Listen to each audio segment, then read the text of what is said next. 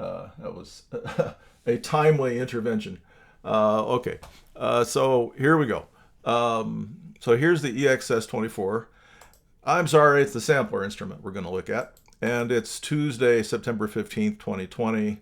And this is Logic Pro class. And this class is largely about the sampler instrument. So just a little background so that you understand why I sometimes struggle to say exactly what I mean. I've been using Logic for almost 30 years. I actually wrote the manual for version 2 that shipped with it. And it's kind of a long story there how that came about, but I did. They wanted an English-speaking person to write it because the manual that came out with version 1 was written in German and translated into English, which makes a nice language called Jinglish, which was very difficult for people to follow. And I had written a book, a third-party book, through a separate publisher about a previous software that same company had made, and they liked that book. So they hired me to write the manual for version 2 of Logic.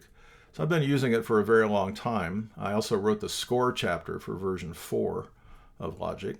And then not too long after that, Apple bought it from the German company called eMagic that had initially created it. And so Apple doesn't have a pattern of using outside consultants to do much. You either work for them and they own you, or they find somebody who will do that. And I didn't want to do that. So part of my problem then is I've learned terminology for Logic from years gone by, and they keep changing their mind about how to label things, especially Apple keeps changing its mind. So a function of the software that was called one thing in version 6 is called something else in version 7, and then it's called something else in version 8, and then sometimes in version 9 they go back and use the same term they used in 7, and then version 10 will be using the same term they used in version 8, and frankly I sometimes just forget what decade I'm in. So apologies, and I'll try to correct myself as I go. So for this latest version 10.5, they've not simply renamed the old EXS-24 sampler sample playing instrument, but they've added a bunch of new features that are pretty cool and a much improved user interface. So if you used the EXS-24 before to do anything other than just load factory samples, you're going to appreciate many of the improvements here. So our focus today is to try to learn how to to create combinations of instruments out of simpler instruments in the EXS-24, in the sampler, and along the way to learn how to manage articulation sets a little bit as an introduction to this. So hopefully you viewed some of that material I asked you to view before class, but I'll do my best. So first I'm going to instrument 1, and I'm just going to open up the sampler. And we're going to take a little tour here. I have the spinning beach ball over here. There we go. It's alive. Okay. So down in the factory, let's take a look at something. I'm going to go to orchestral, and I'm going to woodwinds. And you'll see we have flutes, and we have flutes plus. And we have clarinets and clarinets plus. Flute solo and flute solo plus, and so forth. All of those that have a plus sign next to their name are already programmed in the sampler instrument to use something called articulation IDs to change articulation or tone, you might say. So I'm going to choose just flute solo for a moment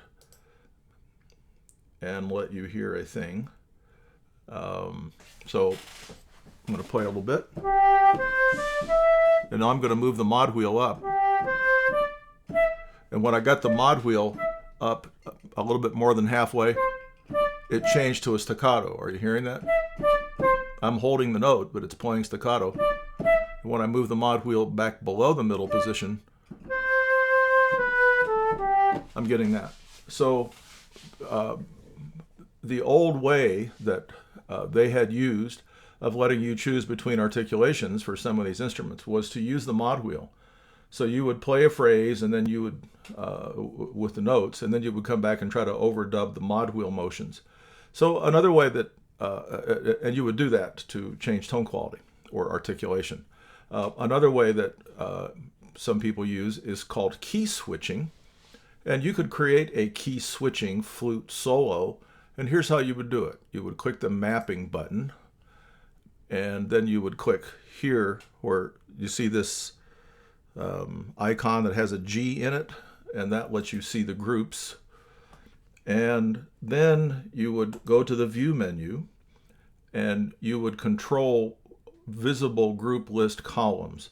So if you look closely, you'll see these things that are checked are these things that are visible to you here. So these are called group list columns, and you can choose which ones you're seeing. So right now, I'm going to not show velocity range, and I'm going to not show release trigger so that I can more easily see this. And I'm going to say enable by control. And now you can see that they're actually using the mod wheel with which is of course the first data byte of mod wheel is 1. So they're saying use the control message whose first data byte is 1. And if it's 64 to 127, meaning the upper range of the mod wheel, trigger staccato. And if it is 0 to 63, meaning the lower range of the mod wheel, then trigger legato. That's what's this flute 1L stands for, legato. So we can change that to be key switching if we want to. And the way we do that is we go back to View, Group List Columns, and I'm going to say by note. And so that just appeared over there. And what we would do is turn off the controller as a way of choosing articulation, turn on notes as a way of choosing articulation. And now I would simply say that I want to get staccato whenever I play, let's say, I'll make it be C#1 on my keyboard. So C#1 on my keyboard, and now C1 on my keyboard. So now when I play, and I'm going to get my little keyboard up so that you can see what's going on. It's loading. Okay. So when I hit low C, you see me hitting that note there, and I play, I have legato, but when I hit low C#, I have staccato. So this is called key switching. And as you can see, what I've done is program the sampler instrument now to let me press particular notes that are outside the range of the flute to choose which flute articulation I will hear. And that's called key switching. So you can take any of these sampler instruments and make them select groups. These are called groups. So you can make them select groups by what notes you press, or by positions of the mod wheel, or by any other type of MIDI data. And you can view the type of MIDI data that you want to see here. You can have it be by MIDI channel or by position of the pitch bend wheel. And they have something nice here called by articulation. And so it turns out that all of those that are in all of those instruments that are in the sampler instrument list with plus after the name have pre-done articulation selections for each of these things. So now I'm going to go and load Flute Solo Plus so that you can see what that looks like. Flute Solo Plus, there we go. And you can see now that both notes and controllers have been turned off. Do you see? So I'm going to go over here to View Visible Group List Columns and say I don't want to see the control because it's off, and I don't want to see the note control because it's off, but I do want to see the articulation ID. And look, it says articulation number 1 is legato, and articulation number 2 is staccato. And notice that we have a louder staccato and a softer staccato, and so they both get the same articulation ID, and then the group decides which ones to play based on velocity range. So if I go to group list columns and I show velocity range, it's going to come in here sometime. It just seems to be a little bit slow responding. Did that. There it is, just way over there. It came up. Okay, so now you can see that velocities for group 2, which is staccato, velocities from 0 to 88 are triggering this group of samples, and velocities from 89 to 127 are triggering the louder group of staccato samples. So the point here is that you can have a mixture of things. You can have both velocity and articulation ID control which group gets played. So I've been using this word group quite a lot, and I should clarify what it is. So there are two really critical concepts to have some understanding of in the world of the sampler here. One of them is the word zone, and the other one is the word group. Generally speaking, a zone is a specific audio file on your drive that has been pre-programmed to play when you hit a particular key or range of keys. So you'll see here zone 2 plays that audio file. And that audio file is triggered when somebody plays C, middle C. Zone 4 is this audio file, and it is triggered when somebody plays C sharp 3, meaning the C sharp above middle C. This is the legato sample that plays when you play C sharp. This is the staccato sample that plays when you play C sharp. So do you see that each note you play, or sometimes a range of notes, meaning that sometimes a zone will be one sample that is transposed over 2 or 3 or 4 half steps to give you the notes that you're hearing when you play. Each of these zones consists of an audio file, which is literally just a file on your drive that you could just play directly right off the Finder. It's just an audio file on your drive, and it's been assigned to play in certain circumstances.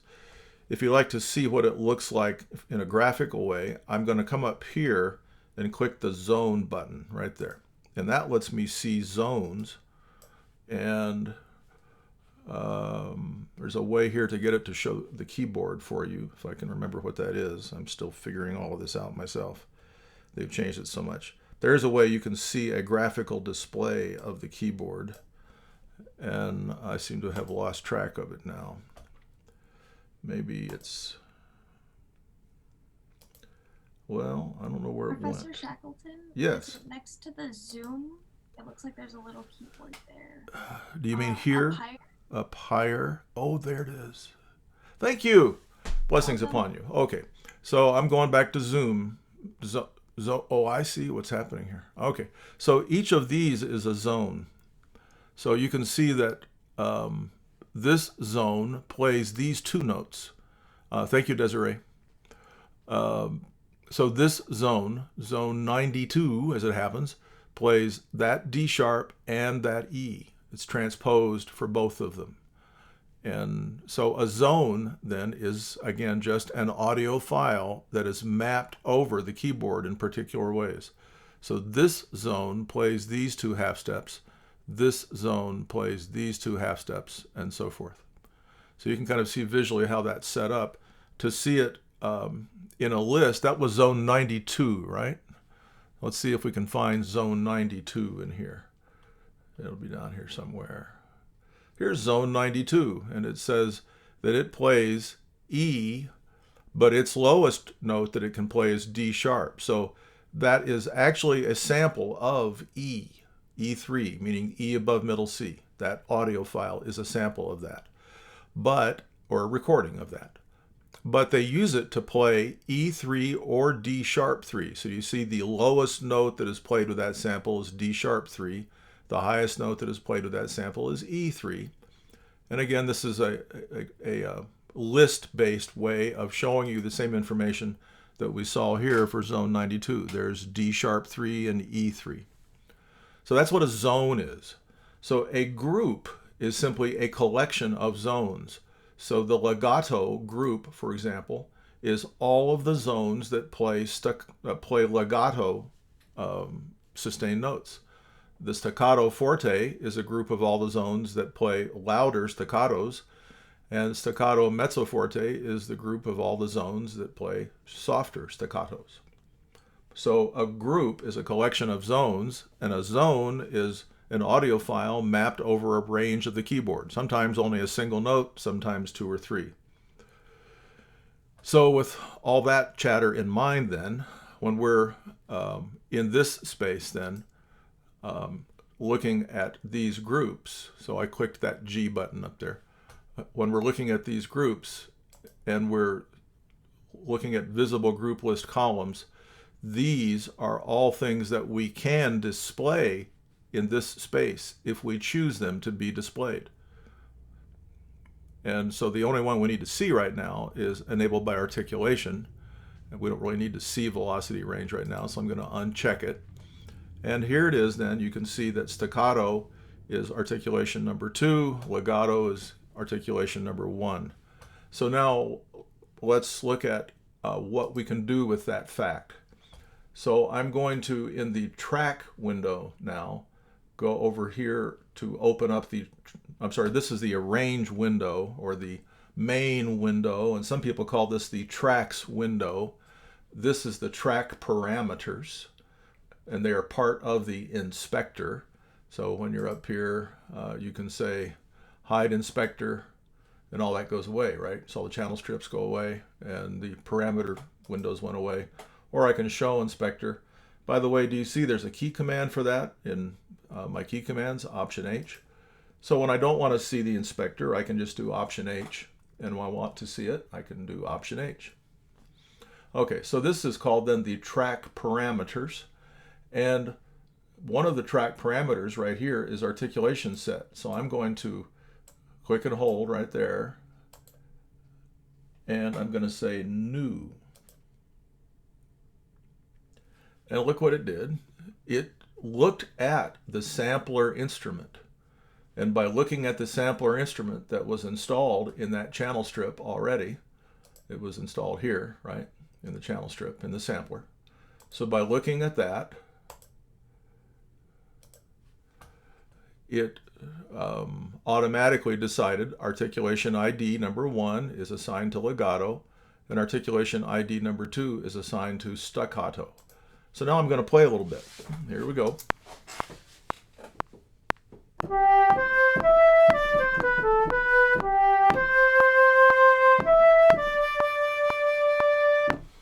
I've been practicing.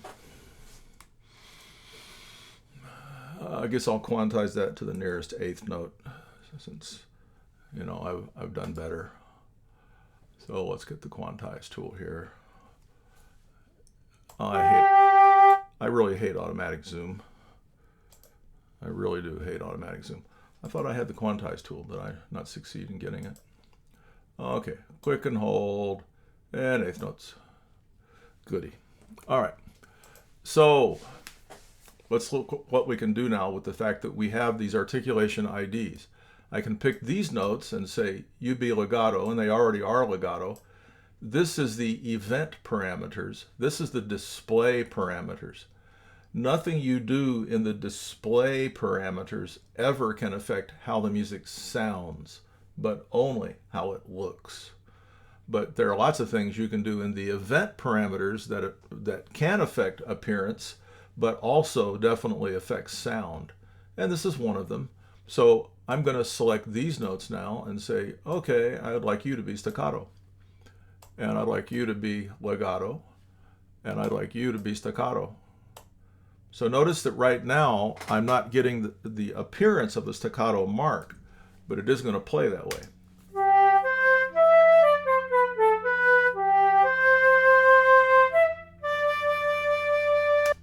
So that's what articulation IDs are good for. They let you just select a range of notes, or any combination of notes you select, and assign a sound to them based on the available articulations, or another way to say it is available groups in the sound source that you're using, in this case, the sampler. So in the sampler, all of those instruments that have plus in their name, so a plus to the right of their name, and I'm going to go up here, take a little tour again. All of those instruments that have a plus already have pre-done articulation IDs.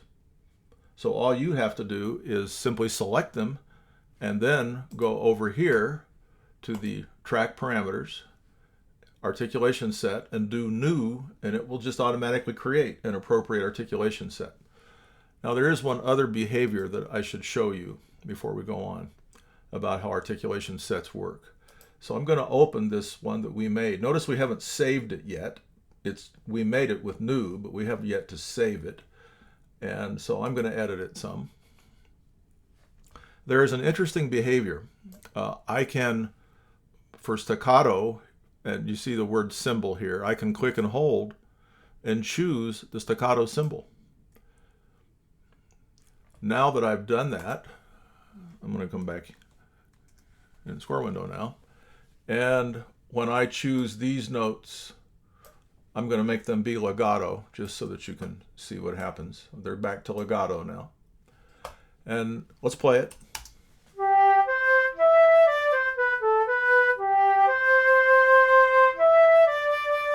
So I didn't play it in a perfectly connected way, so they don't sound perfectly legato, but what you can tell is they are not staccato, right?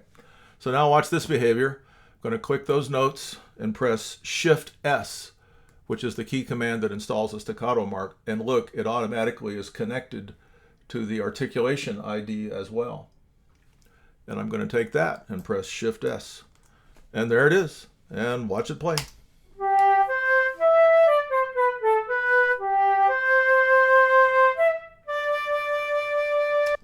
Now, if I'd like these to sound a little bit more legato, I have a way of doing that. That's not the point of this presentation, so I'm not going to go into it right now. But there is a way to make these notes overlap just slightly in a very simple, fast process that creates the sense of a better legato for those notes, a more of a slurred effect. Okay, so now you see the dots are there, right? I'm going to add some music to this.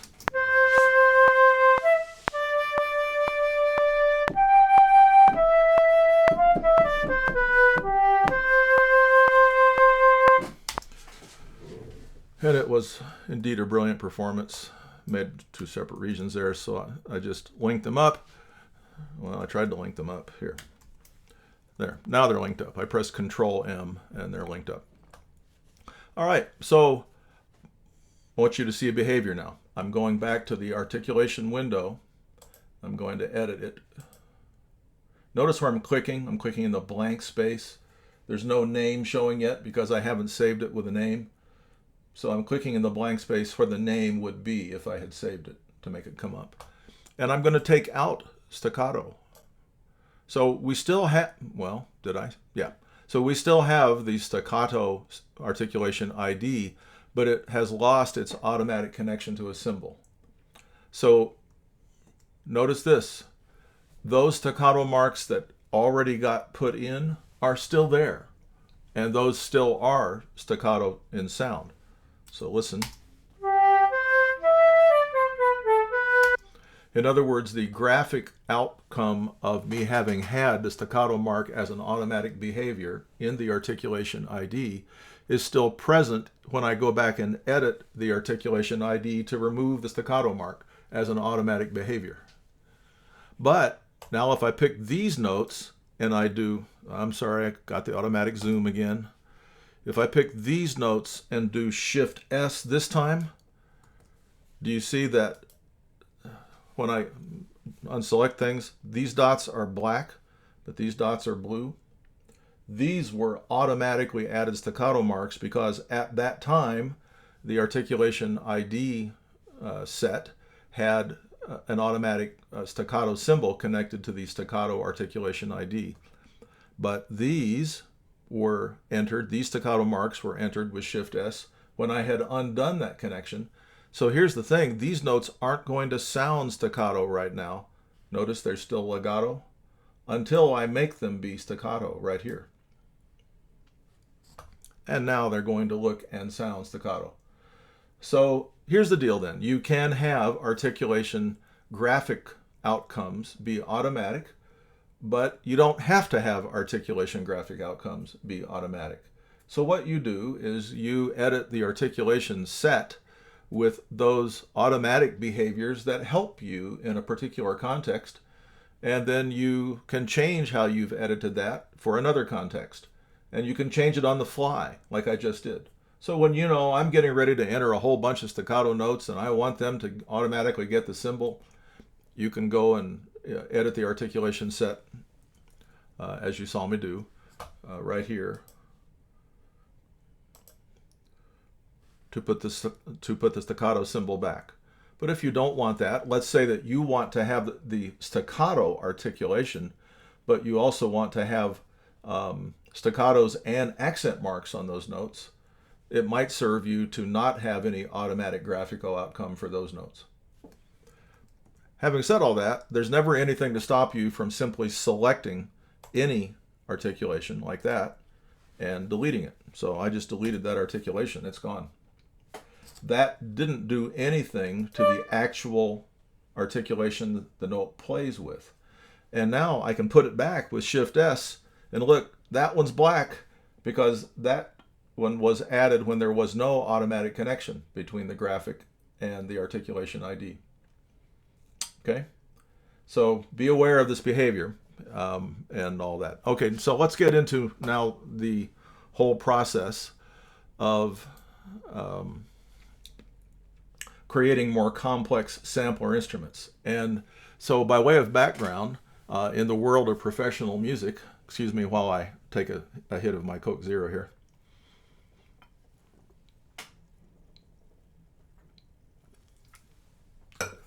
There is something called a woodwind doubler.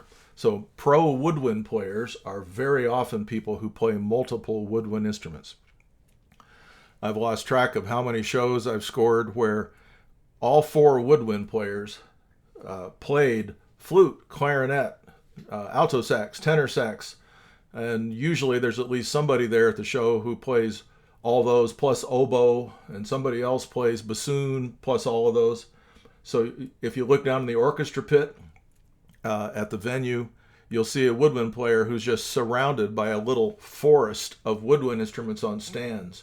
And they're sitting here watching the music go by, and they're picking up the appropriate instrument and playing a phrase, and then they put that one down and pick up another one, and they play another phrase, and they put that one down and pick up another one. Clearly, somebody printed that music out of a single track in some software or from a single staff. They didn't hand the woodwind player 8 different woodwind parts. They handed them a single part, and the part says, pick up your flute, or pick up your sax, or pick up your clarinet, whatever it is. So the convenient way to do that in Logic is to have a single region that produces the woodwind part that will be played by one woodwind player. But in order for it to sound right, then you need to install an instrument in the track that is able to play flute and oboe and clarinet and alto sax and tenor sax and bassoon, perhaps, which is there's no instrument built into Logic that does that. And frankly, there's not an instrument built into any system I know of that has that behavior. But we can make one in the sampler, and that's what we're doing for this assignment. So I'm going to show you how to start the process. I'm going to begin by making an instrument that combines flute, oboe, and clarinet, and you're going to watch me do it, and it will be on this video.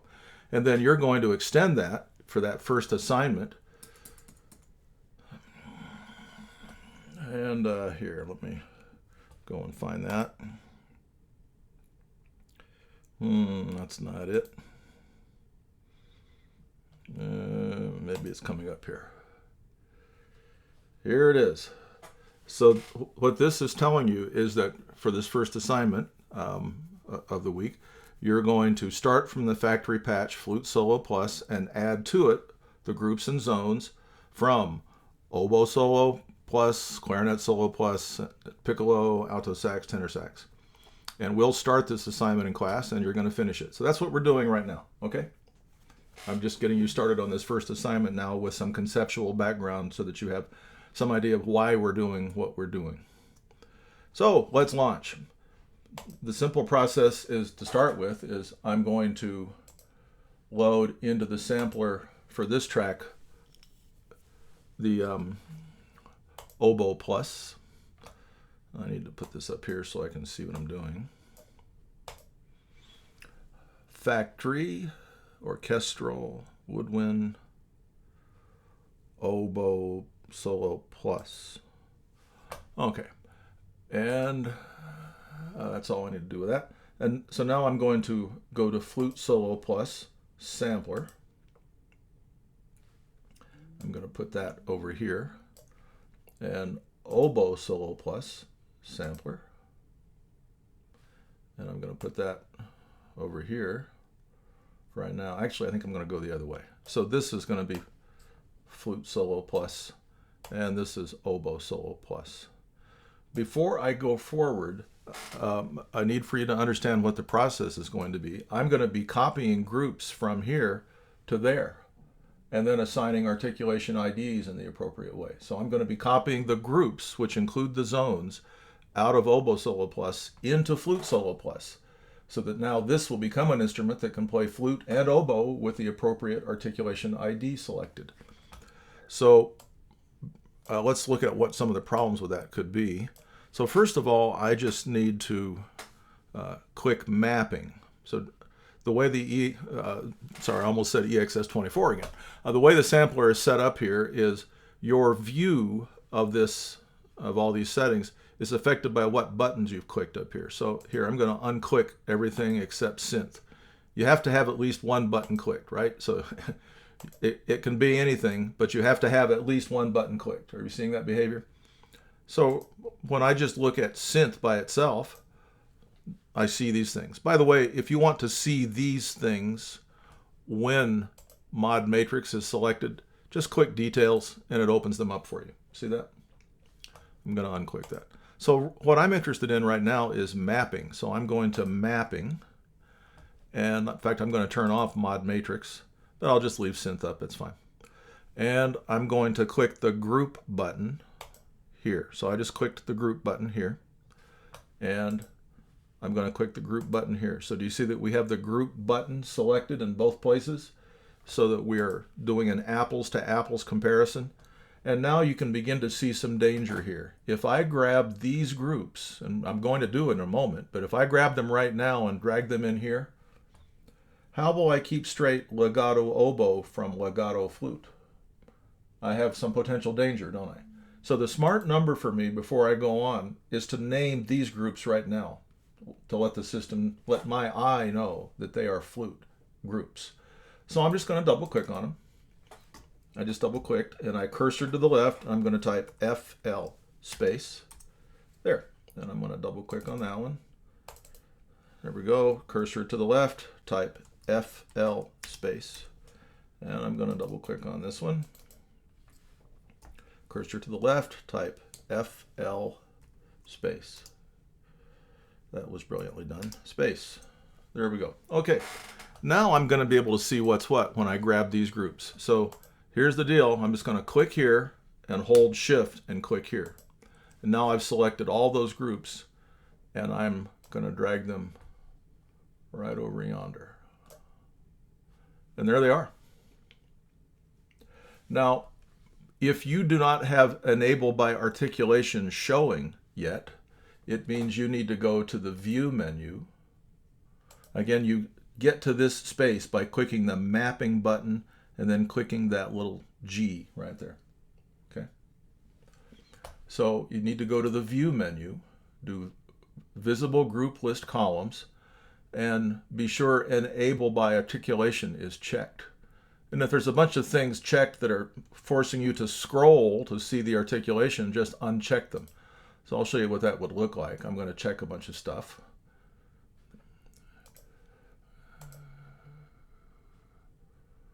Well, this is getting to be a nuisance now because I have to scroll way over here to see those articulation IDs I want to see.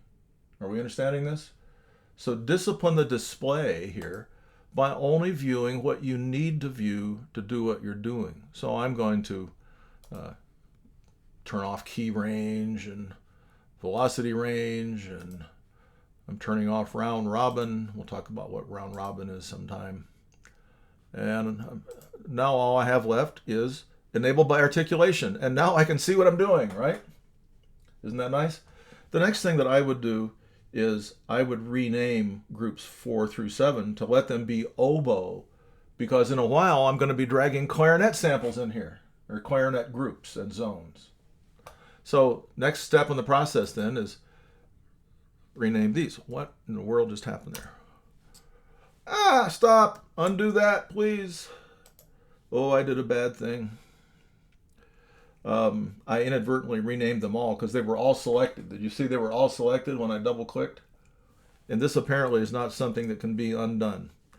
You know what? I'm just too lazy to work with it, so I'm just going to select all these and delete them. So I just hit the delete key, and I'm going to go back and grab all these and drag them over again.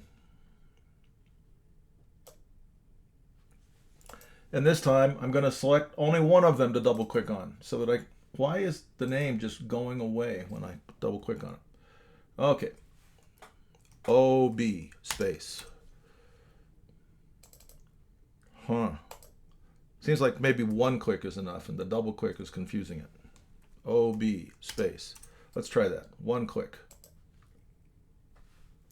No. Double click. Seems like it takes 3 clicks. I'm double clicking and then clicking one more time to get it to come back.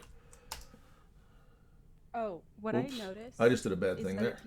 If you just write oboe, that temporarily staccato and mezzo is going to disappear, but it will come back. Oh, okay. I'm not happy with that user interface. Let me tell you. Not remotely. Well, I'm cursoring. Oh, I just cursored to the left and it came back. So somehow it's just sort of zooming the display to the right. So be a little bit careful there. You can see the struggle I'm having. And now now that we've renamed these and we can keep ourselves straight about what's going on, clearly we don't want the same articulation ID to be playing both flute and oboe, because we'd hear both samples at the same time. So we're going to have oboe legato is going to be 3. And you can just double click and type it. And both staccatos are going to be 4. So I'm going to double click here and type 4. And double click here and type 4. And double click here and type 5. So I now have, oops, I must not have hit enter. Type 4 and hit enter. Double click, type 4 and hit enter. Okay. So now I have 5 articulation IDs. And once I actually create an articulation set in the track parameters, I'll be able to see all of those showing up. And so there's that one. And now I'm going to go back to this instrument, and now I'm going to load clarinet. So orchestral, woodwinds, and I want clarinet solo plus. And notice that this window is remembering how I had it configured. So when I opened the new sample, it didn't go back to the default configuration that you usually see when you first open the sampler. So that's convenient because it seems to know that I'm in the middle of a process. And so if I want to see the other stuff, I can always click mod matrix and click modulators and be back in this space. But the Windows seems to be remembering how I had it configured, even though I loaded a new instrument here. All right. And again, we're going through the same process. So I'm just going to, again, if it hadn't done all that for me, I would click mapping to be sure it's selected. And I would click the groups button right there on the right to be sure that it's selected. And now I want to select these 3 groups. And I'm dragging them over here. And look where it popped them in. Isn't that interesting?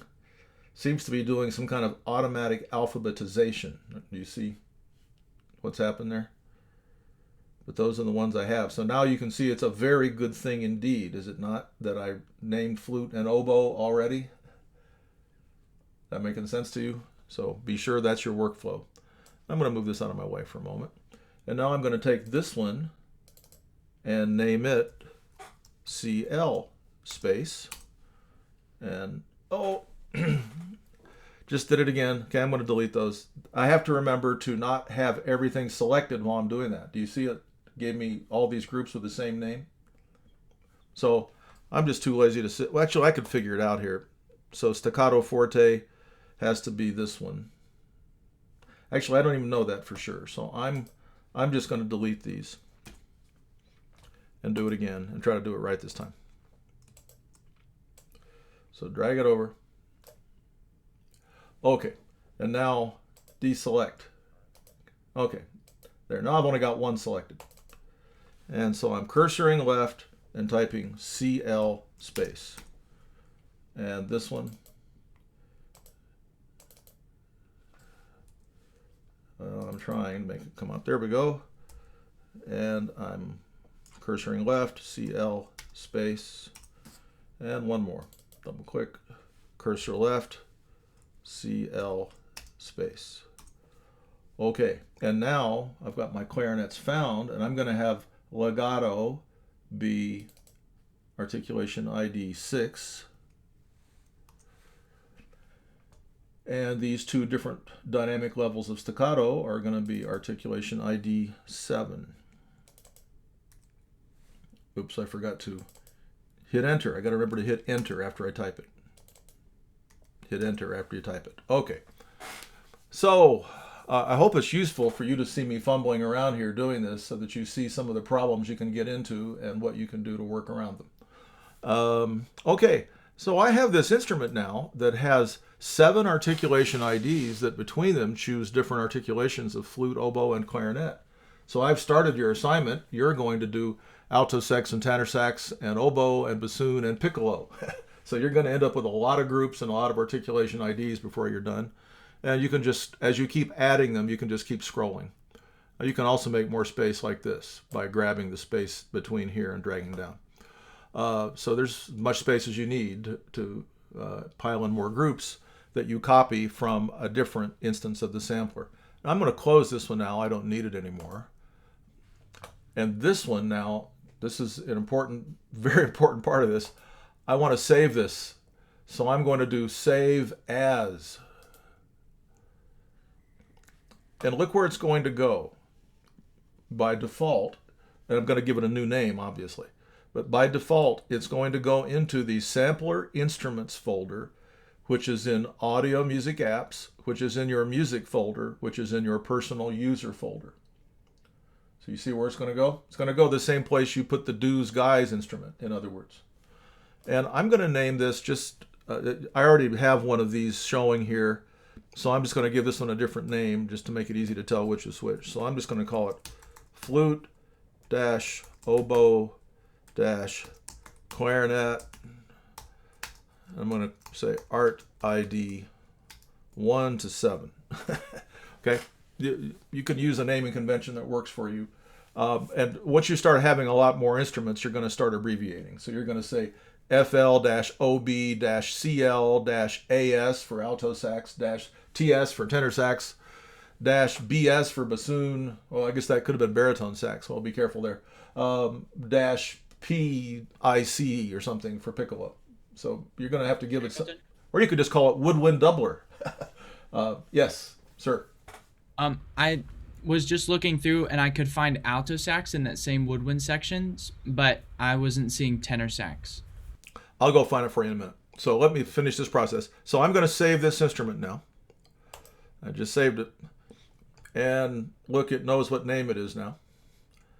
And there we go. Now, just to answer your question here, I'm going to leave this one alone for a minute and go look at this one and see if I can find tenor sax. So factory, there are other places where it might be if it's not here. So this has alto sax, but no, I don't see tenor sax in that one. So to get your tenor sax, maybe go to GarageBand instead of Factory. Do you have GarageBand as a place to look? Somebody, do you have GarageBand showing up? So in GarageBand, there is a tenor sax. It's down here. You have to scroll to it, but it's down here somewhere. Yeah, it's there. So it's down there somewhere. So get your tenor sax from there. Okay? Okay, I'm closing that. And now I'm going to select this and go here to open the track parameters. And I'm just going to say new. Instead of trying to directly edit, and I could do that. If I could remember what I did, or if I took a screenshot of it or something, I could sit here and edit this existing articulation ID by just hitting the plus button. Do you see that if you just start hitting the plus button, you make new articulation IDs each time you hit it? It's a little bit slow here, responding to me right now. And so then you would put the names here, and that are the appropriate articulations for each of those instruments. But why work so hard? You'll have to do that when you're working with third-party systems. But when you're working with instruments inside Logic, all you have to do is just go here and say new. And look, it just did it for you. That's kind of convenient. And now you can see that it might not be useful to you to have staccato be on an automatic graphic. Because how does the system know which instrument to pick?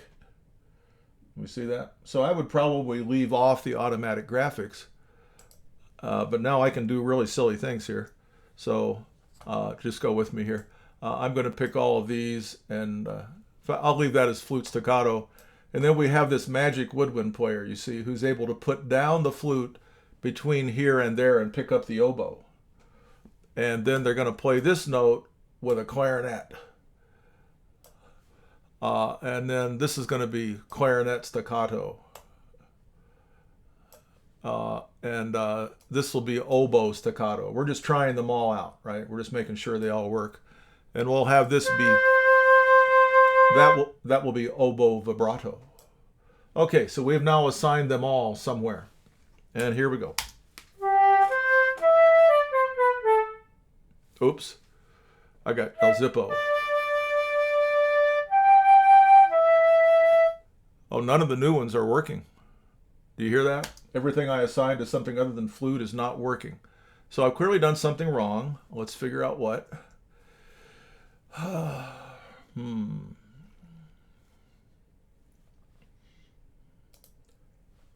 I'm going to just get rid of this instance of the sampler for right now. And put it back in. So, no plugin. And now, back to the sampler. And that new instrument you just created that is in that sampler instruments folder that we saw is going to show up down here. So here's the one we just made. So I'm going to try again. Okay. Now just so we have some faith in what we've done, I'm going to open up mapping here. And yeah, it's all there. So this ought to be working.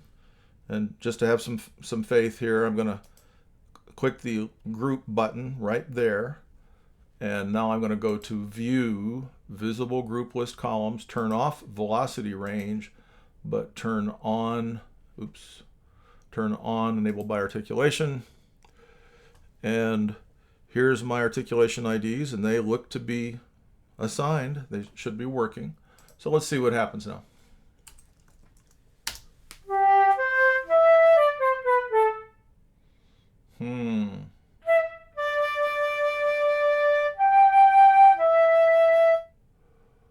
Well, that's lovely. So we're all going to learn something here, including me, by the time I figure this out. This worked, oops, sorry, it's the wrong place. This worked this way appropriately before. Give me a moment to sort it out.